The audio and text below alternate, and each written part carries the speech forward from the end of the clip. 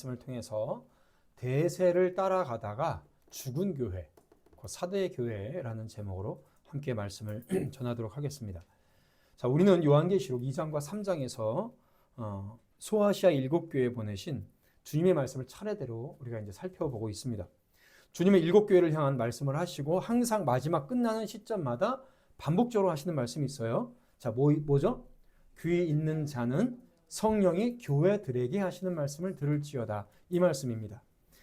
7서신은 당시 소아시아의 7교회에게 주신 편지처럼 보이지만은 분명하게 교회라는 단수가 아니라 교회들에게 주셨어요. 교회들에게. 무슨 말씀이냐면 영적으로 들을 귀가 있는 모든 자들에게, 모든 성도들에게, 이 7서신에게 담긴 모든 시대, 모든 성도들에게 전달해주는 메시지가 바로 요한계시록에 있는 말씀입니다. 그렇기 때문에 우리가 이 말씀을 듣고 항상 여러분들을 항상 점검하고 믿음으로 온전케 되는 성도들이 되시기를 주님의 이름으로 축원드립니다. 아멘. 자, 오늘은 소아시아 7교회 중에 5번째 교회죠. 사대교회입니다. 자, 앞선 교회들과 달리 사대교회는 칭찬은 없어요. 책망만 있습니다. 이런 교회가 또 하나 있는데 이제 뒤에 나오는 라오디게아 교회예요. 7개 중에 2개의 교회가 책망만 있어요. 자, 이 교회에 대해서 주님께서 뭐라고 말씀하시냐? 살았다고 하는 이름은 있으나 실상은 영적으로 죽었다라고 말씀을 하고 있습니다. 1절, 2절 말씀을 다시 한번 읽어보겠습니다. 1절, 2절입니다. 시작. 사대교회의 사제에게 편지하라. 하나님의 7 영과 7 뼈를 가지시니가 이르시되 내가 내 행위를 아노니 내가 살았다 하는 이름을 가졌으나 죽은 자로다.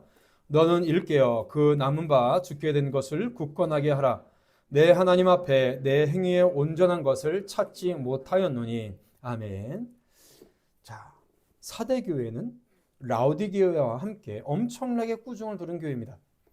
주님은 심지어 사대교회가 살았다고 하는 인간적인 평판은 가지고 있어요. 그러나 죽었다라고 말씀하십니다. 굉장히 준엄하게 평가를 하고 계시죠. 이것은 굉장히 무시무시한 평가입니다. 너의 영이 죽었다. 넌 죽었어. 여러분, 이 말 함부로 여러분, 사람들끼리 이런 얘기 함부로 하면 안 돼요. 여러분, 상처받아서 절연을 하게 돼요. 연을 끊는다고요. 그러니까 두려운 일이 뭐냐면 교회에 나와서 예배를 드리는데 교회에 나와서 열심히 뭔가는 해요. 그런데 너의 영은 죽었어. 이런 판결을 받는 게 가장 무서운 겁니다. 그 사람이 아예 교회를 안 나온 불신자다. 당연히 죽은 거죠. 그런데 나는 죽은 줄 몰라요. 그런데 너는 죽었대요. 주님께서. 이런 말은 교회 안에서 성도들끼리 함부로 쓸 수 있는 말은 분명히 아닙니다. 그러나 주님께서는 교회를 열심히 다니고 있어요. 그런데 평판은 살아있어요. 그런데 주님의 평가는 죽었어요. 왜 주님은 이렇게 평가하셨을까요? 그들이 예배를 잘 안 드리거나 예배 시간에 빠지거나 헌금을 안 하거나 뭐 별 활동도 없고 봉사도 안 해서 그렇게 말씀하신 것이 절대로 아닙니다. 주님은 사대교회가 이름은 살아있다라는 이름을 가졌다고 말씀을 하고 있어요. 이 말씀이 뭐냐면 인간적으로 봤을 때는 살아있는 거예요. 인간적으로 봤을 때는 매우 활동적입니다. 살아 움직이고 있어요. 한마디로 세상 말로 얘기하면 굉장히 잘 나가는 교회예요. 사대교회 목사님은 굉장히 성공한 목회자입니다. 그 교회는 세상이 볼 때도 저 교회 정말 멋진 교회다 라고 얘기할 수가 있을 겁니다. 저 교회는 깨어있는 교회야 이렇게 평가할 수도 있을 거예요. 많은 사람들이 모여들어서 북적대고요. 종교적인 활동들도 많이 하고요. 그리고 기도도 많이 해요. 뭡니까? 세상에 나가서 무슨 활동도 많이 해요. 그런데 분명히 살아 움직이는 교회예요. 그런데 주님은 죽었다라고 말씀하십니다. 왜 이렇게 말씀을 하실까요? 항상 그 교회는 그 교회에 위치한 도시와 똑같이 행동합니다. 그래서 주님께서는 도시에 대해서 말씀을 하신 거예요. 마치 사대라는 도시하고 동일해요. 자, 사대는 어떤 도시냐면 소아시아에서 가장 찬란한 역사를 가진 도시입니다. 저는요, 이 사대 교회에 대해서 말씀을 준비하다가요, 어쩌면 지금 21세기 대한민국과 이렇게 똑같을까라는 생각을 굉장히 마음에 많이 가졌습니다. 그러면서 제 자신을 돌아보고요, 지금 현재 대한민국과 한국교회를 많이 생각하게 됐습니다. 사대교회는요, 사대라는 도시는 굉장히 부유하고 능력 있는 곳이었습니다. 물론 우리가 앞서 살펴봤던 에베소나 버가모, 서머나 같은 경우도 다른 도시에 비해서 번영한 도시예요. 대도시예요. 그러나 사대의 부유함은요, 사대의 풍족함은 다른 도시들과 근본적으로 큰 차이가 있습니다. 무슨 말이냐? 사대라는 도시는요, 황금의 도시예요. 황금의 도시입니다. 황금의 도시. 당시에 최대의 금 생산지가 이곳이었어요. 자, 원래 사대는요, 그 기원전에 리디아라는 곳의 수도였는데 그 마지막 왕이 크로에수스 왕입니다.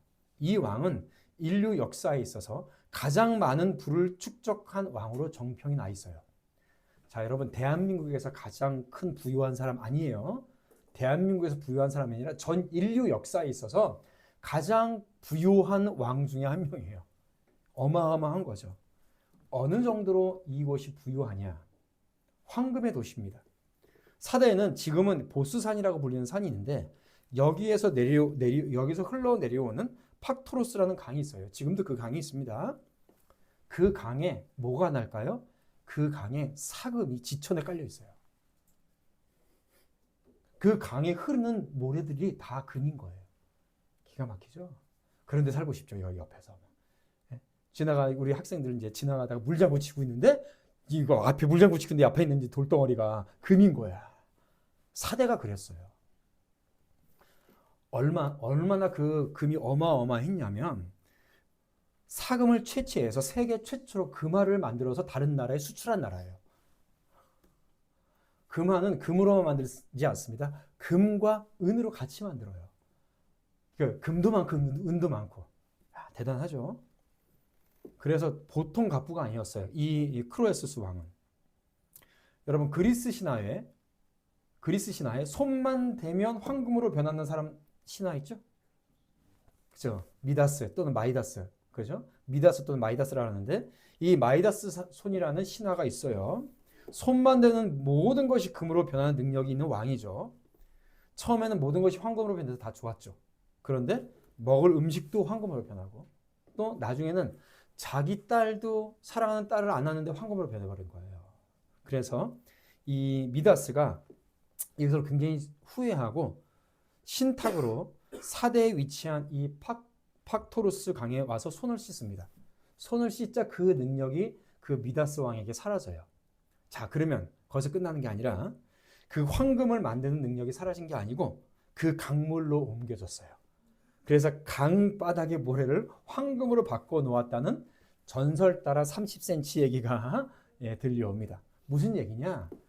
그런 전설이 있을 만큼 팍토루스 강이 황금인 거예요. 어마어마하죠. 자, 그뿐만 아니라 이 지역은 일찍부터 양털 가공업과 염색공업도 발달해서 상공업으로도 굉장히 큰 부를 축적한 도시가 이 사대입니다. 자, 금도 나요. 염색 공장도 많아요. 양털 가공업도 엄청나요. 여러분, 양털 쉽지 않습니다. 양털 깎고 그거 관리해가지고 하는 게 쉽지 않아요. 그러니까 게다가 여기에 덧붙여서 사대는 지형적으로도 난공불락의 요새적 조건을 갖추고 있었던 곳이에요.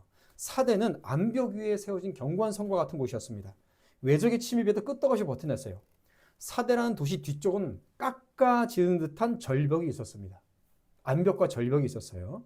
사대를 들어오기 위해서는 좁은 협곡을 지나야만 했어요. 그러니까 성을 쌓아서 그 협곡만 잘 지키면 사대는 웬만하면 적의 침략을 당하지 않는, 함락되지 않은 굉장히 안전한 도시였던 거죠. 그러니까 뭡니까? 아주 적은 노력으로도 효과적으로 적의 공격으로부터 성을 방어할 수 있는 이점이 있었던 곳입니다. 자, 모든 것들이 완벽한 도시. 사대예요. 금이 넘쳐나고 그래서 이 도시들은 오래전부터 사치와 향락을 일삼기로 유명했습니다. 그리고 외부 침입으로부터 안전성 때문에 다른 도시 사람들보다 굉장히 교만한 성향이 컸대요. 왜? 자기가 사대라는 사람, 사대에 산다는 그 사대 출신이라는 것에 대한 자부심이 대단한 거죠. 도시는 금이 넘쳐나요. 상공업이 발달해요. 떵떵거리고 있어요. 축제가 열려요. 매해마다 그냥 곳곳에 축제가 열려요. 도시가 군사적으로도 안전해요. 그러니까 자부심을 가질 만하죠. 금화가 풍부한 세계적인 무역도시, 신전이 많은 도시여서 항상 축제가 있고 먹고 마시고 즐길 수 있는 오락거리가 가득한 도시였습니다. 그리고 적으로부터 안전한 도시, 안락함에 빠지게 딱 좋은 요건들이 갖추어져 있죠. 여러분, 그게 얼마나 갈까요? 우리나라하고 너무 똑같은 것 같아요, 저는. 우리나라의 축제가 몇 개인지 아세요? 이 좁은 땅덩어리에 미국의 한 주보다도 작은 이 좁은 땅덩어리에 대충 기록된 먹거리 축제만 10,000개가 넘어요. 10,000개. 1만 개. 감도 안 오죠? 제천만 봅시다. 봄, 여름, 가을, 겨울 지나가면서 맨 현수막이 먹을 무슨 축제예요. 그거에서 뭐 하는지 모르겠어요. 그만큼 돈과 먹을 게 넘쳐나는 시대라는 거예요. 1989년, 벌써부터 수십 년 전이죠. 워싱턴 포스트지는요, 이런 내용의 글을 썼습니다. 대한민국은 샴페인을 너무 일찍 터뜨렸다. 무슨 말이면 우리식으로 얘기하면 김칫국을 너무 많이 마셨다. 떡 먹기 전에. 근검절약의 일벌레 한국이 소비 풍조로 치닫고 있다라는 기사를 썼습니다. 아니나 달라요. 곧바로 IMF가 터졌습니다. IMF 외환 위기가 왔고요. 그거 좀 잘 되니까 똑같은 풍경이 또 나왔어요. 늘상 똑같아요. 한국 사람들은요, 진짜 샴페인을 일찍 터뜨려요. 여러분, 우리의 심성 속에 여러분들의 DNA 안에 이런 죄성이 있어요. 뭐 하나 잘하면 다 내 인생이 잘 될 것처럼 행동해요. 얼마나 교만한 민족인지 모릅니다. 잘 생각해야 돼요. 잘못된 것을 보완해서 확실하게 고칠 생각은 전혀 안 합니다. 조선민족의 특징이에요. 대한민국에 사는데도 그렇게 살아요. 문재인 정부 때 어떤 일이 있었는지 알아요? 코로나 백신 1차 접종이 70%가 넘었다고 하면서 우리는 코로나를 이겼다라고 아주 대통령으로부터 나와서 자화자찬을 했어요. 그 다음 주에 코로나 확진자가 최고점을 찍었습니다. 그리고 그 백신은 1년도 안 돼서 만들어진 거죠. 그 백신으로 또 얼마나 많은 국민들이 병들고 죽어나갈까? 걱정이에요. 여러분 자신을 보세요. 우리는요, 그런 DNA 죄성을 가지고 있다고요. 뭐 하나 잘하면 내 인생이 다 잘 풀리고, 뭐 하나 칭찬 한번 들으면 정말로 내가 대단히 잘하는 것처럼 여러분 가볍게 굴어서는 안 돼요. 가볍게 굴어서는 안 돼요. 교만하게 함부로 고개 들고 다닐 만한 존재는 우리는 못 됩니다. 뭐든지요, 어떤 일에 열매를 맺으려면 엄청나게 많은 시간과 노력을 들인 후에 하나 만들어져요. 믿음은 더 그렇습니다. 왜요? 눈에 보이지 않아요. 세상의 것들은 눈으로 보이죠. 믿음은요, 더 많은 시간과 노력을 들여야 겨우 조금 나타나요. 우리의 죄성이 그렇단 말이에요. 성경 한번 공부했다고 해서 내가 교리의 말씀을 조금 안다고 해서 기도 한번 했다고 해서 되는 게 아닙니다. 게다가 그 기도와 말씀의 연구가 방향이 잘못되죠. 이거는요, 문제가 그렇게 클 수가 없어요. 상상을 초월하는 문제가 터져요. 그런데 그것 조금 안다고 내가 잘난 척해요? 내가 믿음이 있는 척해요? 그 신앙의 방향과 질이 아주 잘못되어 있는데 조금 했다고 바로 되겠습니까? 정말 집중하지 않으면요, 정말로 죽을 힘을 다해서 내가 투쟁하지 않으면 금방 잃어버리는 것이 우리 믿음이에요.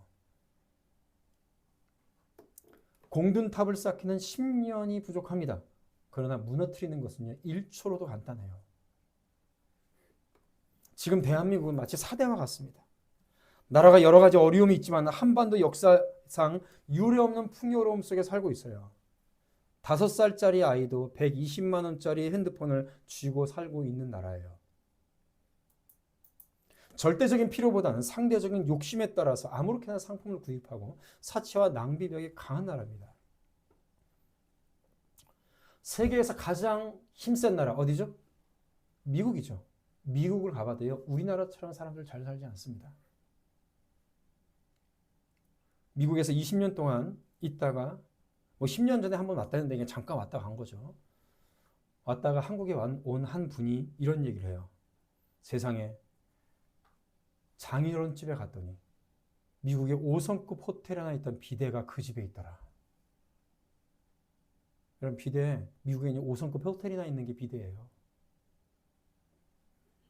세상에 장인어른 집에 창문 샤시가 너무 좋아가지고 너무 부드럽게 열렸다 닫혀가지고 그거를 자기가 수십 번씩 열었다 달렸대. 신기해서. 그 양반 연봉이 1억이거든요. 와이프 연봉이 1억이에요. 근데 그런 집에 못 살아, 미국은.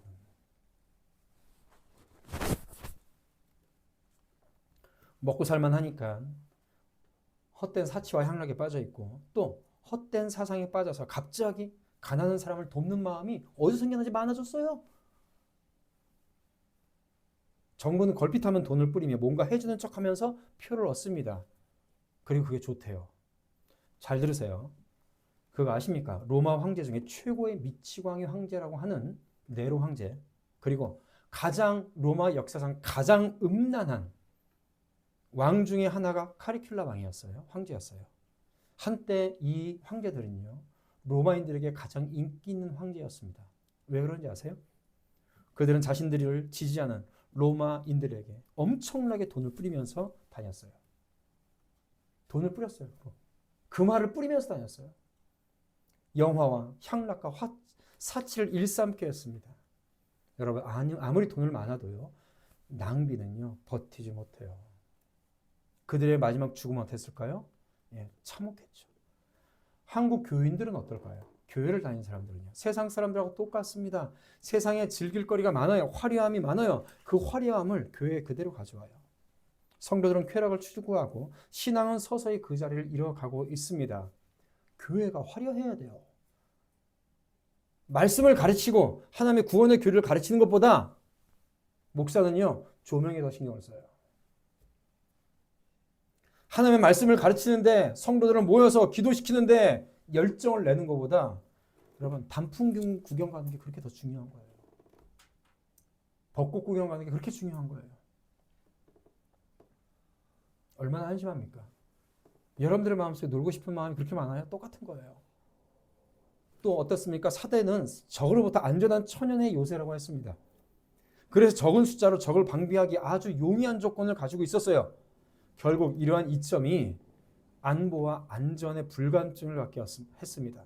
천연적인 요새로 방어할 필요가 없다고 생각한 사대의 군인들은요, 그 군기가 떨어져 가지고 제대로 번을 쓰지도 않았어요.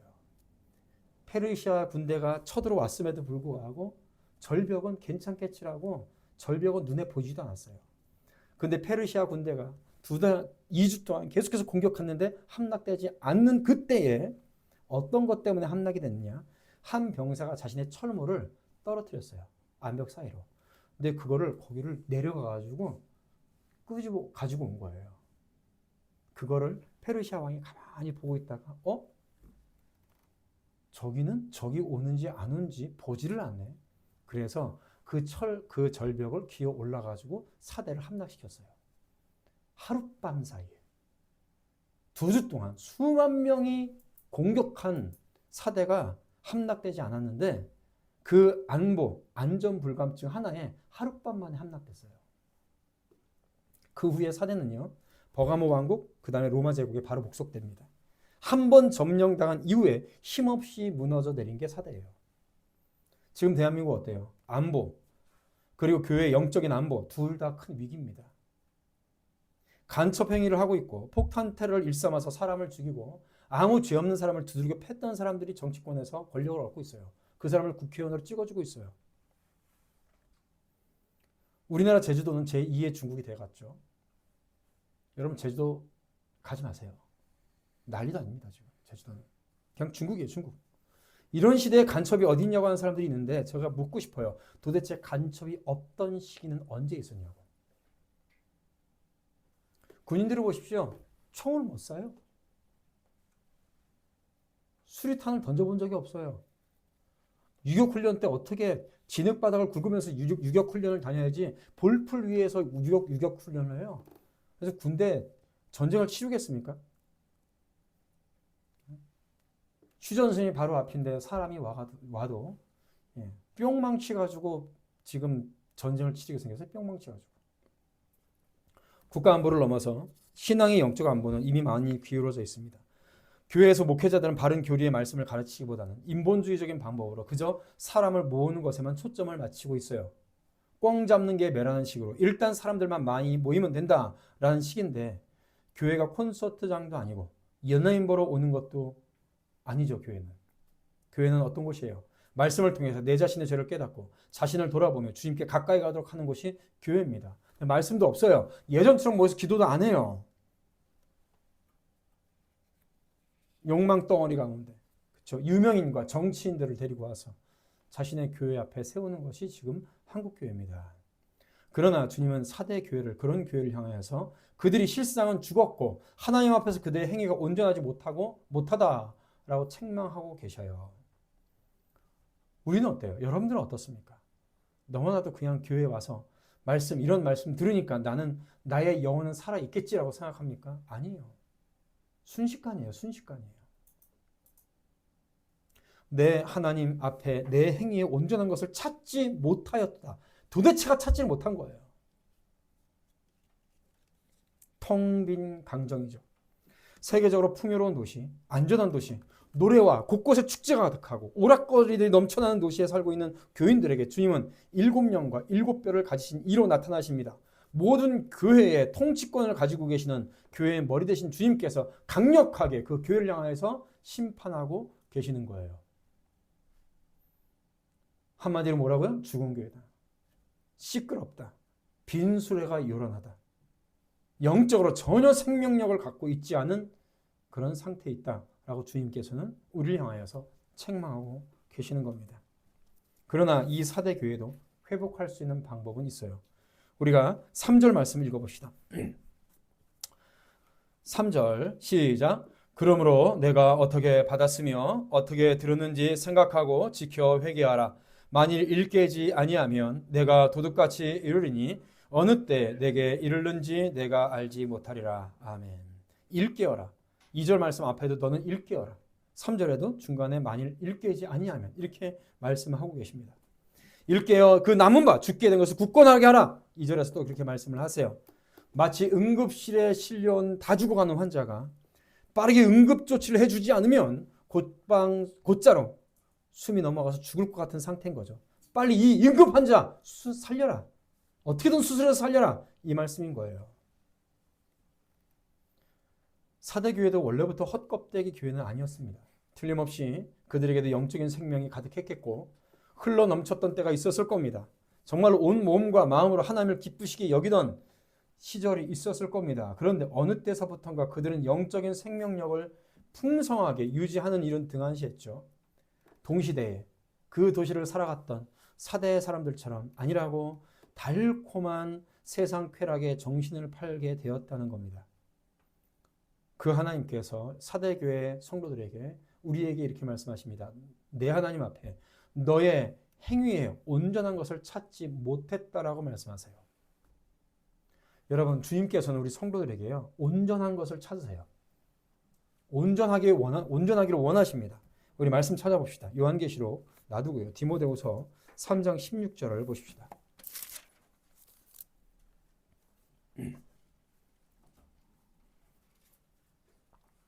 디모데후서 3장 16절 17절.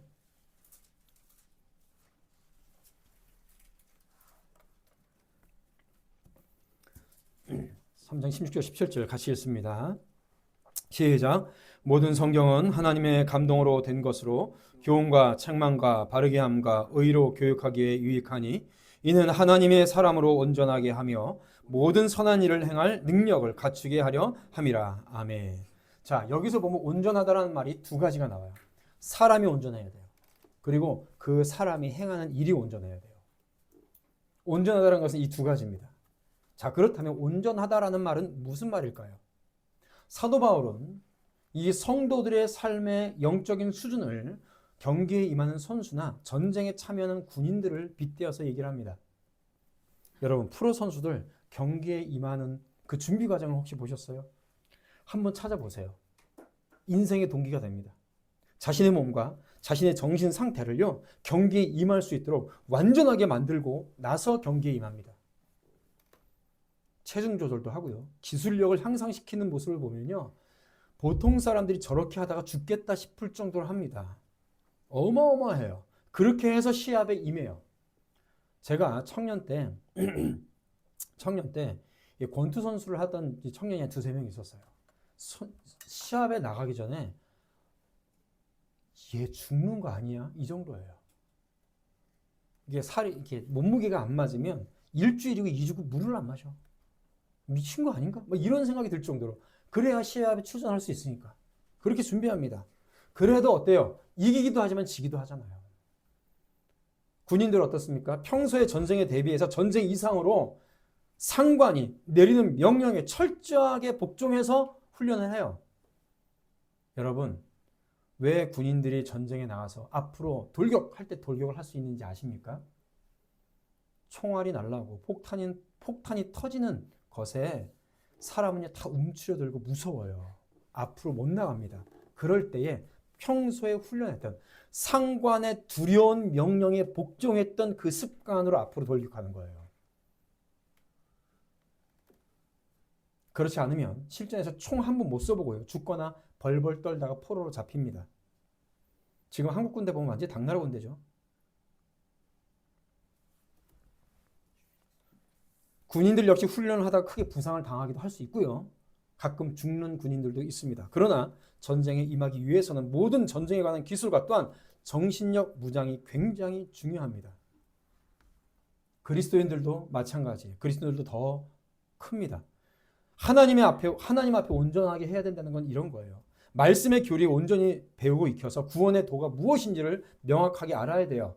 그리고 깊은 주인과의 교제를 통해서 기도하며 영적인 가치관, 영적인 사상, 그 이념이 전쟁을 대비하는 상황에 이르러야 되는 겁니다.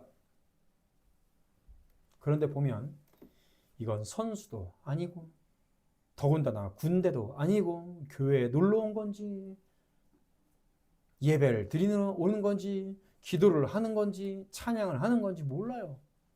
도대체 몰라요. 가장 기본적인 것도 가르침 받지 못하는 상황입니다.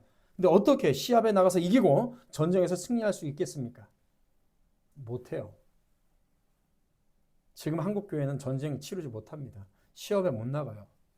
우리들도 마찬가지예요. 아직 너무 부족합니다.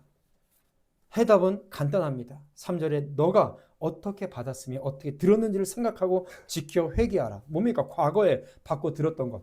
사도들과 복음의 증거자들이 전하고 가르친 복음의 진리의 말씀 다시 기억해내라.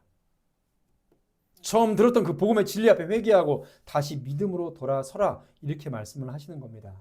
한마디로 너희들 모르는 거 아니야. 너희들 다 들었잖아. 들었는데 들은 대로 안 했잖아. 이 말씀 하는 겁니다. 신앙생활은요. 반드시 말씀드리지만은 새로운 것을 찾아 헤매는 게 신앙생활이 아니에요. 언제부턴가 교회 안에 이상한 사상들이 가득합니다. 교회뿐만 아니라 대한민국 전체가 새로운 사상과 이념에 물들어서 하나님께서 이 나라를 살리셨던 그 과거의 아름다운 진리를 모두 잊어버리고 있어요. 가장 기본적인 자세부터 다시 고쳐야 됩니다. 과거로 돌아가야 돼요. 부모들은 자녀들을 위해서 헌신하는 삶을 살고 학생들은 그 부모님들을 존경하면서 열심히 공부하고 직장에서 직원들은 자신의 직장을 자신의 몸처럼 알고 일했어요. 옛날에 그랬다고요. 교회에서 목회자는 복음의 말씀을 전하는 것을 게을리하지 않았고요. 목회자는 가장 신앙에 열정적인 사람이 목회자였습니다. 목숨 거는 사람이 목회자였어요. 정말 우리가 찬양한 것처럼 아굴골짝 빈들에도 복음 들고 가오리라 그런 삶을 살았던 것이 목회자였습니다. 성도들은 강단에서 선포되는 말씀을 생명으로 알고 살았어요. 그 자세로 다시 돌아가야 돼요. 다시 돌아가야 돼요. 새로운 걸 찾으면 안 돼요. 그런데 점점 사대처럼 풍요로워지고 먹고 살만하니까 바다 위를 걷던 베드로가 주님이 아니라 풍랑을 보고 바다에 빠진 것처럼 세상의 가치관에 푹 빠져버렸어요. 그러면서 말합니다. 주님께서 주신 이 복을 우리가 누릴 줄도 알아야 돼. 사람은 서 있으면 앉고 싶고요. 앉고 싶은 분 눕고 싶고요. 눕고 싶으면 자고 싶고요. 그 다음에부터 일어나기 싫어하는 게 인간이에요. 인간은 태생적으로 죄인이고 게으르다고요. 그러면서 교회가 갱신되어야 된다는 이런 말들을 하면서 처음 사랑을 버리기 시작합니다. 주님의 말씀은 간단해요. 처음에 은혜의 복음을 어떻게 들었고 너희들이 어떻게 반응했었는지 그걸 기억하고 그리로 돌아가라. 사대교회도 처음에는 복음을 들었을 때 이 세상의 죄악된 삶에 대해서 혐오하고 그 죄악된 삶을 버림으로 주님께로 돌아왔을 겁니다. 나 같은 죄를 살리신 주님의 놀라운 그 은혜를 찬양하며 가슴 벅찬 감격도 있었을 겁니다. 죄악된 이 세상의 낙보다 주님 계신 천국에서의 삶을 더 소중히 여기며 사모하는 그 간절한 마음이 있었을 거예요. 세상이 악과 싸우며 오직 진리를 수호하는 모습이 있었습니다. 그와 같은 처음사랑, 초심을 뒤돌아보고 생각하고 기억해내라. 다른 새로운 것을 찾으면 안 됩니다. 교회가 타락했네, 어쩌네 하면서 처음의 모습으로 돌아가려고 하기보다는 어디서 더 이상한 것들을 가지고 돌아와요. 아니에요. 과거의 시간으로 돌아가야 됩니다. 자꾸 사람들은 이상한 것들을 가지고 옵니다. 결국 그 결과가 어떻게 나올까요? 우리가 이런 3절 하반절에 보시면 주님이 이와 같이 절박하게 경고하고 권면하고 계시는데도 불구하고 만일 일깨지 아니하면 내가 도둑같이 이르리니 어느 시에 내게 이르는지 내가 알지 못하리라. 엄중하게 결국 경고하십니다. 결과적으로는 사대교회가 돌아가지 못했다는 거예요. 그리고 주님은 도적같이 그들에게 임했습니다. 도적같이 임한다는 것은 우리가 생각하지도 못하는 그때 임하신다는 거예요. 언제 통보하고 오지를 모르죠. 과거 이 도시가 안보를 소홀히 여김으로 말미암아 전혀 알지 못하는 그 밤에 도시가 함락되었던 것과 같습니다. 방심하고 있는 사이에 도시는 함락됐듯이 방심하고 있는 이 지금 대한민국이란 나라는 사탄의 나라에 함락되어 가고 있고요. 한국교회는 사탄의 침략에 침몰되어 가고 있어요. 여러분 3절의 말씀에서 특히 주의해야 될 것이 있습니다. 주님께서 예고하신 도적같이 임한다는 그 말씀은요. 재림이 아니에요. 재림의 날이 아니에요. 지금 당장이라도 너에게 임할 수 있다. 이 말씀을 하고 계시는 거예요. 아주 급박한 상황 속에서 재림의 날까지 기다릴 필요가 없다. 지금 당장 너를 그렇게 심판하겠다라는 말씀이 그 의미가 함축되어 있는 겁니다. 오늘일 수도 있어요. 내일일 수도 있습니다. 지금 바로 준비하고 있지 않으면 결국 지금 당장 망하게 된다는 급박하고 절박한 주님의 말씀이에요. 이런 상황 속에서 우리는 빛을 찾아야 됩니다. 무엇을 해야 되는지 찾아야 돼요. 우리 4절과 5절 말씀 4절 5절 말씀 읽겠습니다. 4절 5절 시작. 그러나 사대에 그 옷을 더럽히지 아니한 자 몇 명이 내게 있어 흰옷을 입고 나와 함께 다니리니 그들은 합당한 자인 연고라. 이기는 자는 이와 같이 흰옷을 입을 것이요 내가 그 이름을 생명책에서 결코 지우지 아니하고 그 이름을 내 아버지 앞과 그의 천사들 앞에서 시인하리라. 아멘. 주님께서 말씀하셨어요. 주님께서 이 땅에 계실 때도 사람들 앞에 나를 부인하지 않고 시인하는 자들에게는 나도 내 아버지와 천사들 앞에 그를 시인하겠다라고 주님께서 말씀하셨습니다. 이런 사대 교회 안에서도요. 대세를 따라가지 않고 세속에 물들지 않았던 소수의 그릇터기와 같은 신자들이 남아 있었습니다. 대부분의 신자들이 세상의 가치관에 깊이 빠져서 안일하게 살면서 헛껍데기 같은 그런 위선적인 종교 생활을 영위하고 있었어요. 그럼에도 불구하고 영적으로 살아있는 신실한 주의 백성들이 있었습니다. 주님은 그 옷을 더럽히지 아니한 자 몇 명이 있었다. 대단하죠. 수천 명이 있었던 그 자리에 열 손가락 안에 꼽지도 못할 정도의 소수가 있었던 거예요. 하나님의 나라는 소수의 것입니다. 다수의 것이 아니에요. 그들은 더럽히지 않은 옷, 예수 그리스도께서 그 의로 근거해서 주신 그 믿음의 의를 그들은 끝까지 지키고 있었던 거죠. 하나님의 은혜로 구원받은 사실을 굳게 붙잡고 있었으며 신앙의 순수성을 더럽히지 않았고 세상의 어떤 사상이나 풍조에도 야합하지 않는 사람들이었습니다. 그들은 다수를 따라가지 않았어요. 대세를 따르지 않았어요. 그래서 그들은 고통을 당했습니다. 신앙의 순수성을 지키는 이들은요. 다수가 아니에요. 세계 역사 속에서 믿음을 지켜서 하나님의 교회를 지켰던 사람은 다수가 아니라 소수였습니다. 그릇터기와 같은 소수였어요. 노아가 그랬고요. 아브라함이 그랬고요. 다윗이 그랬고요. 종교개혁자들이 그랬고요. 청교도들이 그랬습니다. 모두 하나님의 복음 때문에 소수에 머물러고 있었던, 그것을 즐겨서 택했던 사람들입니다. 이 땅의 모든 사람들은 사회나 공동체 대세를 거스르는 것을 싫어합니다. 두려워합니다. 시대 흐름과 사조를 따라갑니다. 패션을 따라갑니다. 트렌드를 발맞춰서 사는 것이 속 편하고 이익이 있어요. 거기에 사람들이 몰려듭니다. 교회도 그래서 그렇게 해요. 대세를 벗어나는 소수의 사람들은 왕따 당할 수밖에 없습니다. 그래서 주님은 그 길을 좁은 길이라고 하는 거예요. 나의 길은 좁은 길이라 찾는 자가 없다. 당연하죠. 세상에서 왕따 당하는 사람의 길을 어떻게 따라갈 수가 있겠습니까? 그래서 아주 고독한 길입니다. 하지만 주님은 그와 같은 소수의 사대 교인들을 향해서 무엇이라고 말씀하세요? 그들이 주님과 더불어 흰옷을 입고 다닐 것이다. 합당한 자인 용고다.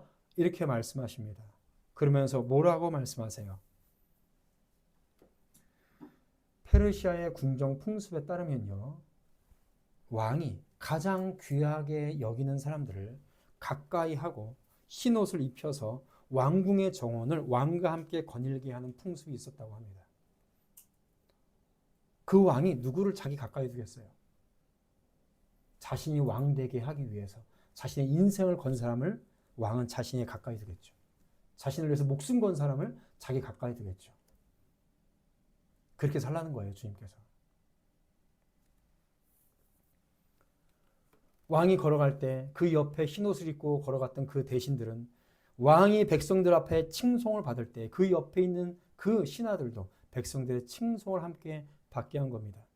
주님은 사대교회 남은 자들에게도 이 세상 사람들이 보기에는 고독하고 힘든 길을 선택하는 바보였죠. 그러나 그들이 알지 못하는 영적인 교제와 기쁨을 이 땅에서도 주시고 장차 주님께서 오실 때에 함께 하나님께서 베푸시는 가장 큰 잔치장 맨 앞에 그들을 앉게 하실 줄로 믿습니다. 우리가 그렇게 살아야 되는 거죠.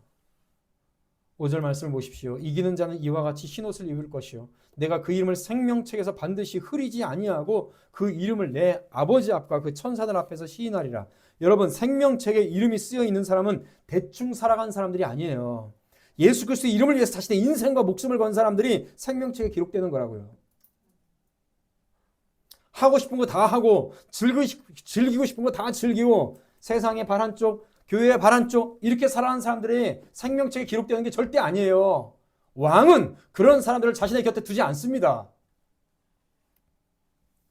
모든 어려움과 고통과 인내의 과정을 이겨나간 사람들이 생명책에 기록되는 거예요. 그 이름은 소수예요. 그리고 주님께서 그렇게 걸어간 자들에게 너의 이름은 절대로 생명책에서 지워지지 않을 거야 라고 위로하고 우리에게 확신을 주시는 겁니다. 그 사람만이 이 말씀을 듣고 위로와 확신을 갖게 되는 거죠.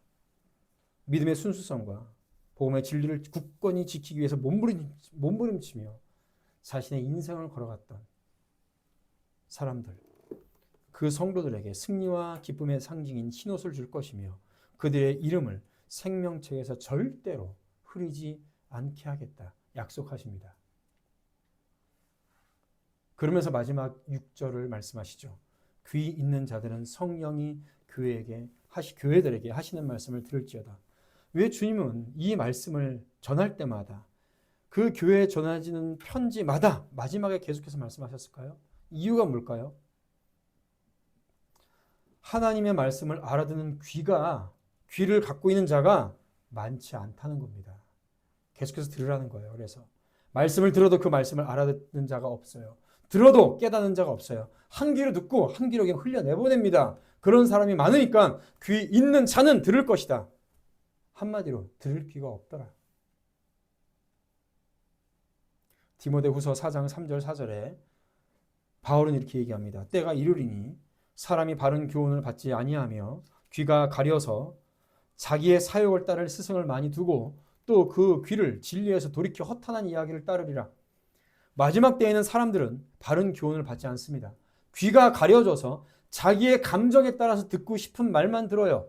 그 말을 해주는 사람을 자신의 교사로 삼습니다. 그를 진리에서 돌이켜서 허탄한 이야기를 따라서 예언의 이 귀한 말씀을 들으려고 하지 않는 거죠. 그래서 귀 있는 자는 성령이 교회들에게 하시는 말씀을 들을지어다 라고 주님께서 간곡하게 말씀을 하시는 거죠. 사랑하는 성도 여러분, 이 말씀의 귀를 열어서 여러분들의 심령으로 들으시길 축복합니다. 이 시대에 얼마나 많은 잘못된 사상과 인본주의 가치관을 성도들의 마음에 자리 잡게 하고 또 자리 잡고 있죠. 교회의 대세와 주류로 들어와 있는지를 모릅니다. 그러할 때 우리는 사대 교회의 소수로 남아있는 그루터기와 같은 성도가 되어야 될 줄로 믿습니다. 대세를 따르지 않고요. 주여 저에게 들을 귀를 주시옵소서 기도하며 오직 주님만 따라가는 성도들 되시기를 주님의 이름으로 축원드립니다.